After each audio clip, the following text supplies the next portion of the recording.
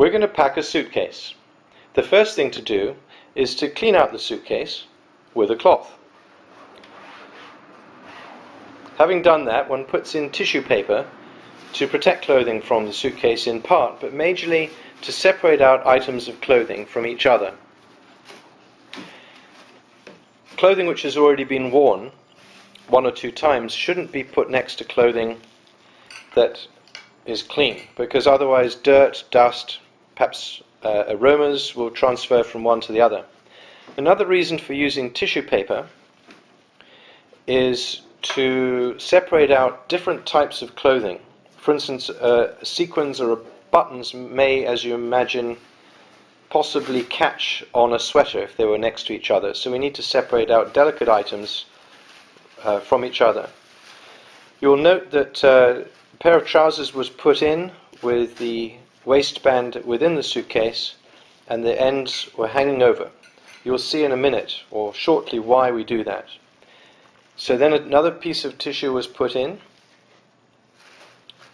and then another pair of trousers, again with a waistband within the suitcase, but facing in the opposite direction. The reason we do this is so that waistbands piled on top of each other will create an uneven surface in the suitcase. That's why we alternate.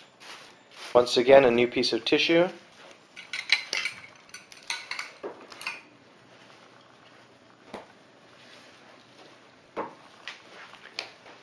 Then we put in the jacket, or a jacket. You'll note that the front panels are being pulled over a bit further across the center than they normally would be, so that the sleeves will fall over the front of the suitcase and not get caught up in the corners. The reason we do this is that if the sleeves are caught in the corners, they will obviously wrinkle. Which brings us really to what is the purpose of packing. Primarily it's to make sure that all the items that one wants packed are packed and they arrive at the other end. The secondary purpose is to make sure that they arrive at the other end in as good condition as possible, not broken if they're fragile, and if they are clothing, then creased and wrinkled as little as possible. To this end we are putting in tissue paper which is rolled up and placed in the sleeve, in the shoulder area, the yoke of the jacket, up to the neck and down about 2 inches into the sleeve of into the top of the sleeve.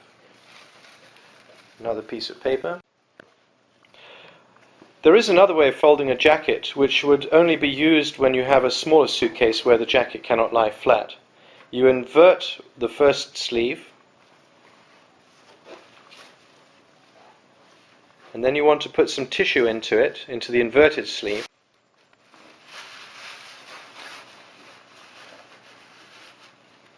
And then you fit that shoulder that is inverted into the other shoulder, like that.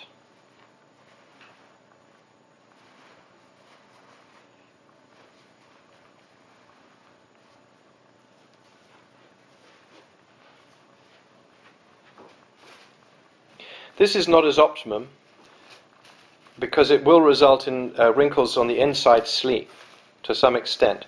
However, you often have no choice if the suitcase is too small, and therefore this other way of folding a jacket is useful. Finally, there's a bit more padding into the shoulder area.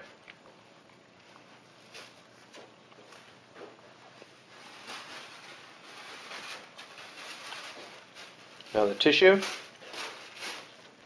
Now we're going to move to shirts. Now by putting jackets in like this, we have a bit of an uneven surface. If we were to put a shirt or something on top of that, then it would get wrinkled following the contours of what's underneath it.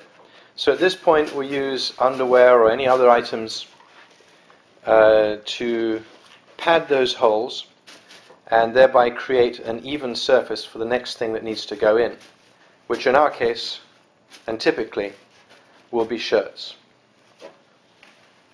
Having created a reasonably flat surface, another tissue goes in.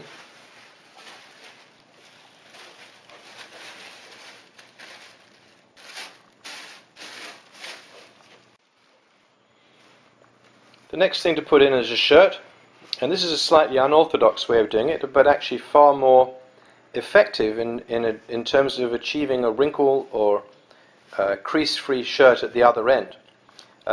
More effective than the standard way of folding a shirt. The orthodox way of folding a shirt, such as you find in a store when you buy it, it looks very professional, but it does result in creases across the chest and also two down the front. So that's why we prefer this way of folding a shirt. The first thing to do, if you have one, is to use the collars, the cardboard collars that usually come with the shirt when you buy it, and do up the top button, a middle button and a bottom button.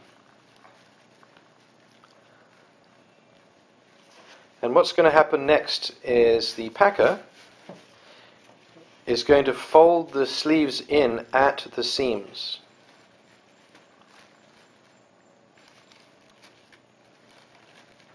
And when she does this, you'll find that the only creases that will occur will be along the seam, and therefore not an issue when the owner of the shirt puts it on.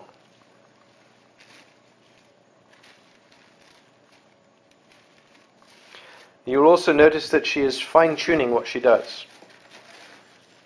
It's easy to put in a shirt or any other item, and it looks like it might be straight, but if you don't check, you'll find actually that there is some crease being embedded in it.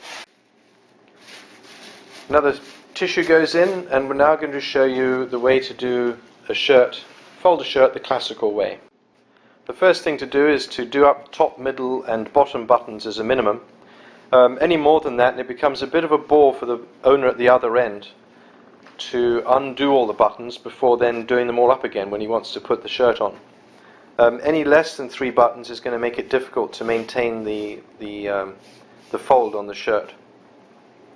So you turn it over on its front. You put your finger about 1 inch from the collar and fold in the shirt from that point, and then create a straight line down the edge. And then fold in the sleeve to follow that line. Having done that on one side, you simply repeat it on the other.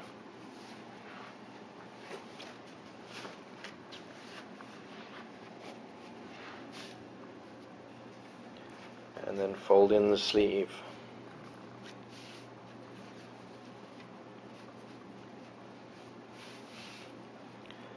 The next step is to fold the bottom part of the shirt from the top of the cuffs. As you will note, any crease will be below the belt line as well as at the top of the cuff, so it won't be evident. Then you need to do one more fold. And unfortunately, this is where the fold occurs. The crease will occur in the middle of the chest, and there will also be the 2 folds down the edge of the front. However, it does look very neat. Now we put in the collar support and then place it in the suitcase. One can also, especially if one doesn't have the collar cardboard, one can scrumple up a tissue and put it in the collar as if it were the neck. One can do that in addition to the collar, the cardboard collar, but otherwise it's a very good substitute. Following that, we put in other items and cover those with a tissue.